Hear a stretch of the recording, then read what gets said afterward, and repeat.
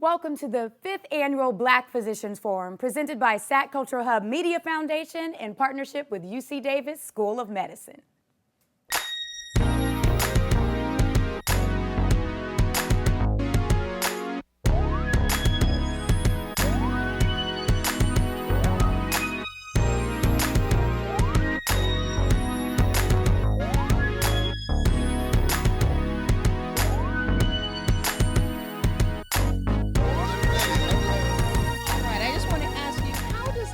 Social determinants of health for African American communities really help the community?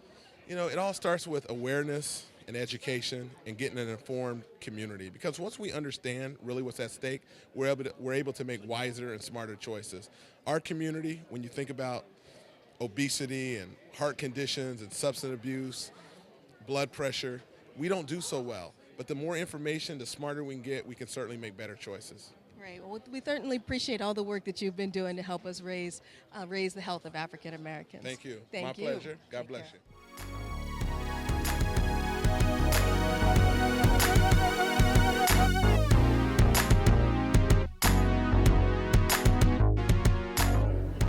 I'm Valerie Scruggs, Program Development Manager for SAC Cultural Hub, and I'm delighted to be here this evening with Jamal Miller, who's the Deputy Director of the Office of Health Equity. How are you doing this evening? Great, glad to be here.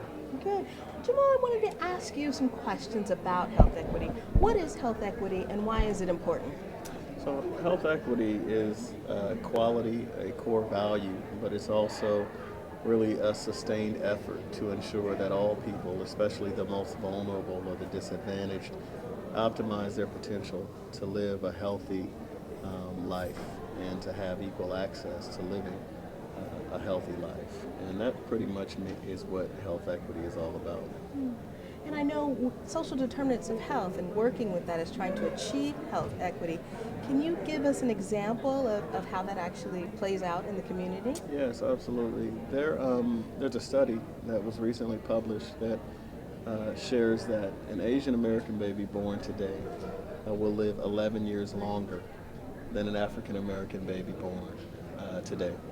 And to address that gap, that disparity and inequity, if you will, that's going to take more than just care and coverage, good care and coverage for that baby and or that mother. It's going to require that we address the social determinants of health. There are a lot of social dynamics and social inequalities that contribute to that 11-year disparity. And in order for us to, in a meaningful way, in a sustainable way, address that, we have to deal with the social determinants of health. And some examples of what the social determinants of health are include housing, transportation, income security, food and nutrition, neighborhood efficacy and civic engagement, your mental health and well-being, and a variety of other social determinants of health, educational attainment. Those are the key social determinants of health, and each of those has a strong correlation to your quality of life and your life expectancy. And in the work that you've been doing, are some of the things that you've been working on or your team? We have within California's Office of Health Equity, we're within the State Department of Public Health.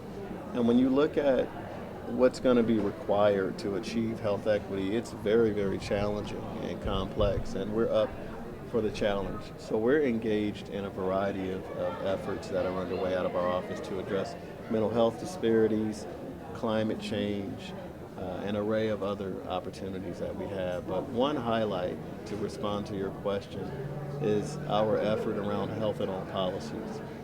I have a team in our Office of Health Equity that staffs the state's Health in All Policies Task Force. And there are 22 state departments, offices, or agencies that we consider health partners that are members of this task force. And they don't come from the traditional health and human services background. Some of the task force members at Department of Education, Food and Ag, Cal EPA, the Department of Social Services, Housing and Community Development, and the Department of Corrections and Rehabilitation, just to name a few. But to highlight a success that we've had through the Health in All Policies task force is to harken back to the Department of Corrections and Rehabilitation, where we've worked closely with them over the last few years to address this mass incarceration dynamic of not just people of color being disproportionately incarcerated, but particularly around the nutrition and dietary opportunity as to what we're feeding people who are incarcerated. It's something that they don't have control over, I Exactly, exactly. Most of the food that's being fed to those who are incarcerated, it's starchy, it's salty, it's sugary, and it's fatty. And to some extent, that wasn't intentional. It was just more so of a product from legislative and/or administrative policies that make it easy for the contracting, the procurement process that's underway between the department and various entities that provide food services to get the cheapest, the least expensive food, which may or may not be the healthiest to feed typically an already unhealthy, controlled population. So our Health and All Policies team has worked closely with the Department of Corrections and Rehabilitation, Food and Agriculture, the Department of General Services, and other relevant entities to amend and address the language in our solicitation practices to embed certain prompts and language that make it easier and create incentives to feed inmates healthier food so that it doesn't exacerbate, already existing chronic conditions, mental health conditions. And we're already, from a public perspective, we're going to pay one way or the other when we think about kind of a broken criminal justice system. But it's best for us to use strategic opportunities like this around health and all policies to think creatively about who's most vulnerable and how can we leverage, the strengths that we have from a state perspective to make positive change and to make the healthy thing the easy default within particular state service. Well, thank you, Jamal. We appreciate your input, and we're so glad to have you out here. Great, thank you, Dr. Good evening. We're here with Kimberly Bankston Lee of the Soul Project. Hi, Kimberly. Hi, Valerie. Can you tell me about what is the Soul Project? Sure. The Soul Project is saving our legacy African Americans for smoke-free safe places. We work on building healthy communities in Sacramento. And I know we're here tonight to talk about a community action plan that you're working on. Can you tell me about the plan and how it's been developed? The Community Action Plan has been in development for a little over a year now, and we started off with the Social Determinants of Health Committee to address the needs of the African American population in Sacramento County, looking at inequities caused by where we live, work, learn, play, and worship. And how can having a Social Determinants of Health community action plan help our community? Well, there's so many of us working in our community in different areas such as public health, healthcare, economic development, education, and we're all working in silos. And the Community Action Plan helps us collectively work together in order to address all those issues in the African American community, looking at the social determinants of health. And so who or what kinds of people need to be involved in working on social determinants of health to actually have successful changes? We need everyone involved in working on social determinants of health. We need people in healthcare, we need people in public health, education, economic development, we need youth, we need community folks, we need people from churches, just the entire community really. And so I know you're unveiling the CAP here tonight. What are the next steps? The next steps of the CAP is we're going to have a symposium in the fall to kind of go into more detail that we can't go into tonight. And we'll have a full day where we're going to explore the different strategies and promising and best practices that are identified in the Community Action Plan. All right, well, I look forward to hearing more of how the CAP is moved forward in our community. Thank you so much.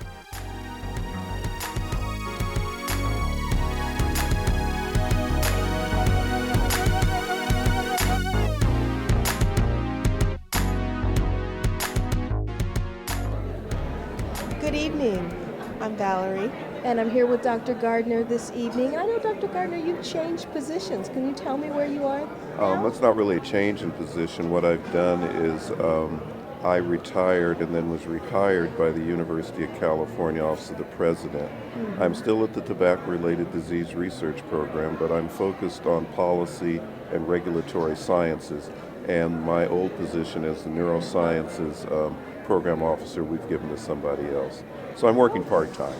All right. Well, we're glad that we haven't lost you entirely. We're here to talk about social determinants of health and health disparities. Can you tell me what health disparities are and why they're important? Well, health disparities are a reflection of societal health inequalities and basic social inequalities that have grown up in the United States over the last 400 years. In fact, some of my talk tonight will go into the origins of this. The health disparities that we face today are just reflections of inequities that have been going on for hundreds of years. Why they're important? It's the people's health. African Americans in particular die disproportionately from disease, and that's why I think they're important, why we should address them. And so how does looking at social determinants of health, specifically around African American communities, help to inform the agenda for leaders?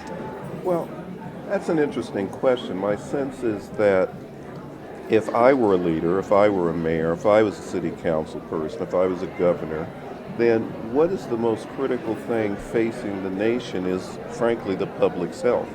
And within the public's health, we need to identify those that need the help the most, those that have the least services, those that have the least education, and we should focus our attention there. So I think the fact that there are health disparities actually sets an agenda for, or should set an agenda for the leaders of this country.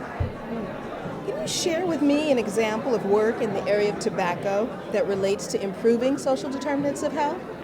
Well, there's a number of things here. One of the things with social determinants of health is that place matters. Where you live or what your zip code is will often determine what your health is. Unfortunately, African Americans live in places where there's greater concentration or greater density of tobacco outlets. Moreover, now that there's greater density of tobacco outlets, these outlets are pushing, or I should say the tobacco industry is pushing a particular type of cigarette on African Americans and have for the last 50 years, and that is menthol cigarettes. One thing that we've been trying to do, I work also with the African American Tobacco Control Leadership Council, I'm one of their co-chairs, is to actually inform folks in the black community about the problem with menthol cigarettes and try and get menthol cigarettes regulations and keep them from being sold in our communities. In fact, in Chicago last year, or 2013, we got a ban put in Chicago that will prevent the sale of menthol cigarettes within 500 feet of Chicago's schools. And we know that Chicago schools are predominantly black and brown, and it prevents the sale of these products. And we know that kids start with these products. So if we can limit the amount of tobacco, it begins to change the place. We deal with the health disparity that way. At least that's one way that we can. And so what are the benefits to educators and medical providers and leaders on working on a community action plan for African Americans? Well, I mean, you're asking kind of the wrong person. I come up, that's what I've been doing all my life, is working in the community level to try and fight racism. And what I do now after going back to school, the main manifestation of racism, or one of the main manifestations of racism in our community, is poor health. And I would encourage all leaders, whether elected or not, or formal or informal, to take up this struggle to get better conditions for people of color. I couldn't imagine doing anything else with my life. All right, that's wonderful. We really appreciate that you're out here with us, and we look forward to hearing more about the work that you've been doing. Look, no, thank you guys for having me. Thank you. We're here with Dr. Glover, who is the president of Capital Medical Society. Good evening, Dr. Glover. Good evening. I know we're here to talk about social determinants of health tonight and how physicians can be involved. So I wanted to get your perspective. How do you see physicians being involved in changing social determinants of health? First, I think social determinants of health begins at home and also where we work and play. Mm-hmm. It doesn't really start in the physician's office or the hospital or the medical center. Mm-hmm. It's really determined by what we do at home, work and play. And so I think physicians do have a role there. Mm-hmm. With not only their own families, but their larger families, and how they interact with the community. So it's kind of community-based education. That they're out in the community. They're out in the community, whether it be their church or their job, or in the school systems, they have a way of having an impact on health in those arenas other than just their office. And so how do you see having a social determinants of health community action plan that's specifically directed towards African American communities, how do you see that helping our community? Well, I think when you look at social determinants of health, we always end up sort of on the bottom when it comes to health inequities. And a lot of that is due to poverty. So the root cause, I believe, is poverty, whether it be African Americans, Latinos, Asians, Hispanics. So we can't solve poverty alone, but to focus on African Americans, as I was saying before, we need to look at our communities and how they are operating and look at ways that we can make it possible for everyone to have equal access to quality health, along with their own personal responsibilities of, eating properly and exercising. So being out in the communities being to out in the help them learn those things in Correct. addition to getting good Yes, quality health yes. care. Education is the focus. And I know that educational attainment is a big portion of social determinants of health. So how can physicians get involved in this area? Well, what we do in the Capital Medical Society has a lot to do with education and mentoring. So as we mentor people, those same people can go back to their families, or their greater families, or their churches, or other community-based organizations, and kind of spread the word. And so would you say there's a greater need for more healthcare professionals that are African American? Absolutely, absolutely. Because we're going to have health fairs. We have one in Oak Park. We've had them in Del Paso Heights. We just don't have enough physicians of color to actually man those different stations, those clinics. For example, at Oak Park, we had a health fair last October, and it was just myself and one other physician sort of manning that clinic where we're doing breast exams and prostate exams. And just no other physicians of colors were participating. And we had very few African American students. In fact, we had no African American medical students. Oh, yeah. So we kind of need to spread the word that we need to get more involved with things like that. Well, that is wonderful. Thank you so much for spending time with us and My pleasure. sharing your perspective. We really appreciate that. Thank you very much. Thank you.